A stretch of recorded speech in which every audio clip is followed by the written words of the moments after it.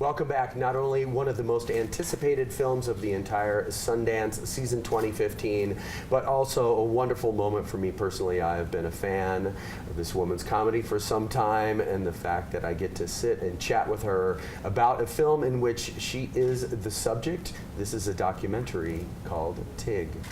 Good morning. Good morning. Nice to meet you. Thank you to for meet coming. you. How are you feeling? How is the Sundance experience with this most personal of films? Well, it premieres tonight, so Tonight's the premiere. You've been chatting around a little bit, though. I've been chatting around a little. It's good. I'm just excited for it to show. I think the filmmakers have done a fantastic job.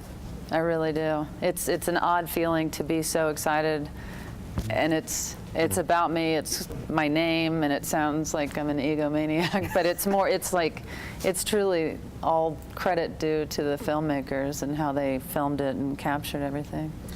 And in this weird world of unreality TV shows in 2015, talk about your willingness to accept into your life at such a stressful time. Stressful is probably a terrible choice of words, but during a time of change, I think the phrase was used by a journalist or two.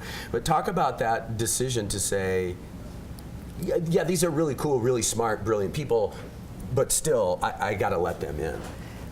You know, I honestly, originally, even though I said yes because I thought it would be, you know, thinking down the road it would be a great product and experience and down the road, I kind of thought it maybe wouldn't happen. You know, because people it was you're out for yourself. Well, yeah, it was like, you know, people come up and they're like, oh, let's write a script, let's do a movie, let's make a documentary. And it's like, yeah, sure, knock yourself out. And it was, they kept showing up and that's the sign, right? Yeah, and then it was like, oh, well, I guess they are making a film.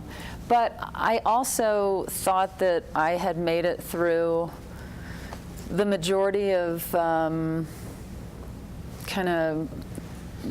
majority of the downfalls in my life. And so I thought that they would be capturing the majority of the upside, and of course, life swings around and the good and the bad happens again, and they captured it all.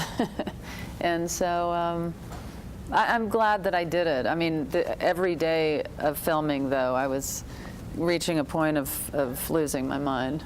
Like, again, oh my gosh. Still with the cameras, really? Yeah, and very personal moments, very personal, positive, and upsetting, and all sorts of just, it was there. And I, you know, once you've started it, you don't want to do a half-hearted. You don't want to bail, especially since they did all the hard work to convince you that they really wanted to do this. Yeah, and the hard work was one email, but but yeah.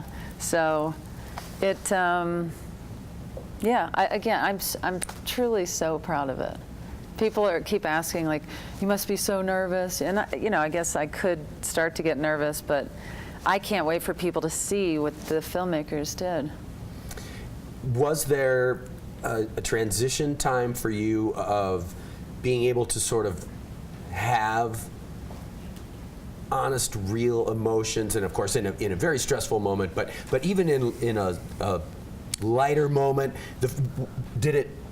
was it difficult that the camera was there? Did you have to get over it and go, oh, I need to remember to be authentic right now? Well, I think the lows were so low and the highs were so high that I couldn't help but. Couldn't bother. Well, there were real. When you're really happy, you can't hide it, and when you're really crying, it's happening, and so.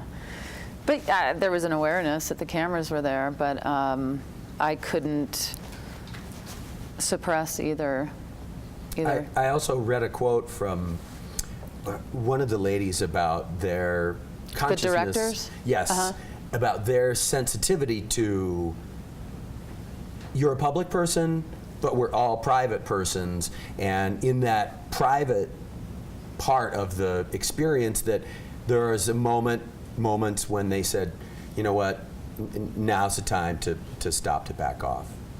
Did you feel that? Did you feel relief? Or was that just kind of a thing that happened, that you were so in your life and these big experiences that came and went?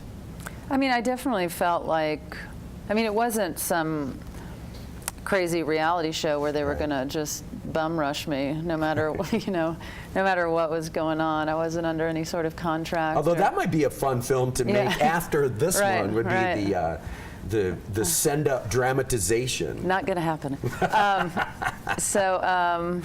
I don't like getting my picture taken. I don't like seeing footage of myself, and so it is an odd decision that I made.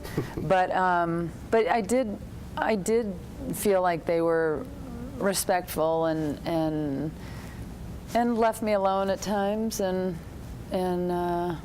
but I don't think there was anything that left the film with any missing pieces. It's a pretty accurate depiction of my last few years. I'm going to declaim my next question because I know that it's sort of potentially a total cheeseball question, but I mean it in utmost sincerity. Did the experience itself change you? Did opening up to cameras and filmmakers change you in any way? Were you happy when it was over? Well, I was happy it was over. But I think that the album that I released in 2012, revealing my cancer diagnosis and death of my mother and everything else that I was going through at the time, is what cracked me open more than anything, because I was a very private person. Even though I was a public person,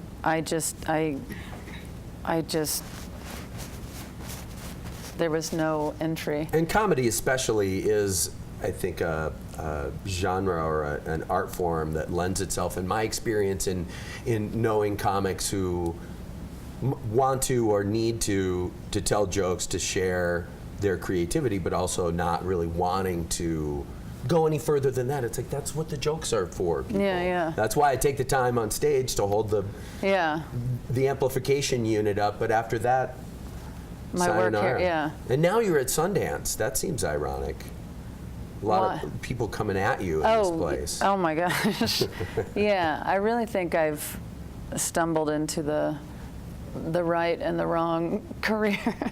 But I really think that 2012, my album Live, was really what cracked me open. And now I do use a lot more of my personal experiences in what I do, because it made it clear that you can't help but connect with people way more. And even if they didn't go through all that I did in the 4-month period of time that I experienced that they,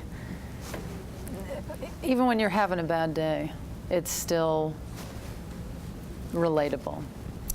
And it seems to me the sense that we all have difficult aspects of our jobs that we wish we could just remove from all the really great stuff, and yet in some ways it feels to me like your having done this and made yourself vulnerable is what we need, because we love you as a comedian, and so the ability to make that whole person and only with your permission is a beautiful thing, even though that means you have to come to places like the Sundance Film Festival and do interviews with guys like me and that sort of thing. But we are all very grateful, and I think we have a clip.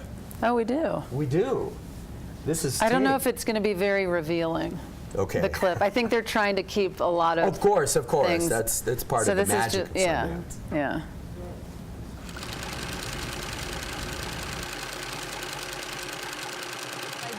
Treatment soon. My cancer is fed by hormones, and so I have to block my hormones for 5 years. So will your voice go down more, maybe? What do you mean more? Nay. No. What do you mean more? See what it be like that. You look like Tom Cruise off Top Gun right now. I can't believe you've brought another human into this situation. He's so wonderful. Look at those legs. Wonderful. Family's always been important to me. I've always wanted a child and a family. Right before I was ill, I was a step away from starting to try and have a child. Here's your hand smiley faces. Great, thank you. See what those look like. That is pretty.